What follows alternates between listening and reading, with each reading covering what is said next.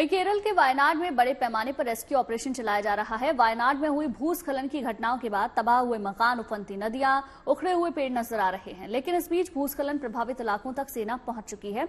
Rescue कार्य में NDRF समेत कई टीमें लगी हुई हैं। अब तक 3000 से ज्यादा लोगों को सुरक्षित बचाया जा चुका है।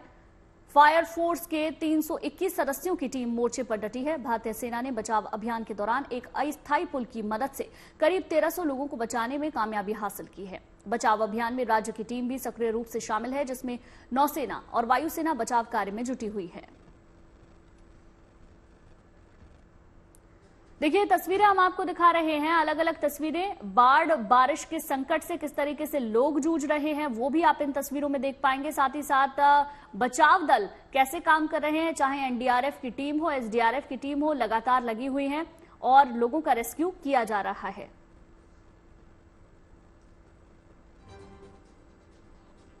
अब आपको वायनाड इलाके के ताजा ड्रोन विजुअल्स दिखाते हैं। ये ऐसा दृश्य है शायद ही इससे पहले वायनाड में किसी ने देखा हो। मूसलाधार बारिश के बाद लैंडस्लाइड से तबाही ने वायनाड की तस्वीर को बदलकर रख दिया है। हर तरफ मलबा और जगह जगह धंसी सड़कें नजर आ रही हैं। ड्रोन से ली गई ये तस्वीरें वायनाड में हुई तबाही का मंजर बताने के लिए काफी है। पानी और मलबे के बीच फंसे लोगों तक जमीन के रास्ते ही पहुंचने की कोशिश की जा रही है। रेस्क्यू ऑपरेशन दिन रात चल रहा है, लेकिन बारिश और पानी के तेज बहाव के कारण काफी दिक्कतें आ रही हैं।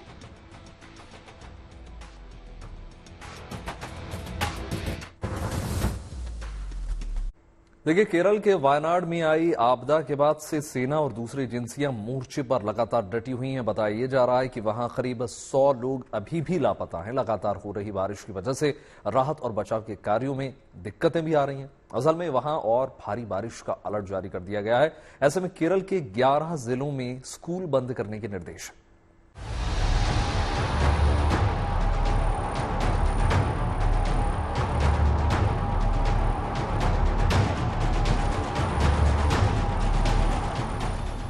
ये तस्वीरें वायुसेना के जाबाजों की है, जो केरल के वायनाड में आई आपदा के बाद पीड़ितों की मदद में जुटे हैं।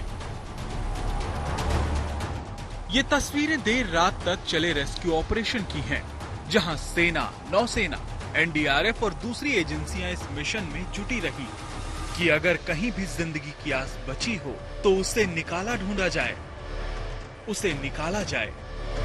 We constructed a temporary bridge with our extension ladder and evacuated the moreover 700 persons through that temporary bridge.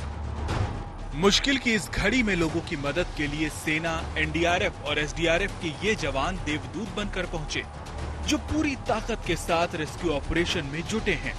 Rescue के इस काम में मौसम का बिगड़ा मिजाज रह रहकर मुश्किलें पैदा कर रहा है। आप यहाँ पे देख सकते हैं, रेस्क्यू ऑपरेशन अंडरवे है।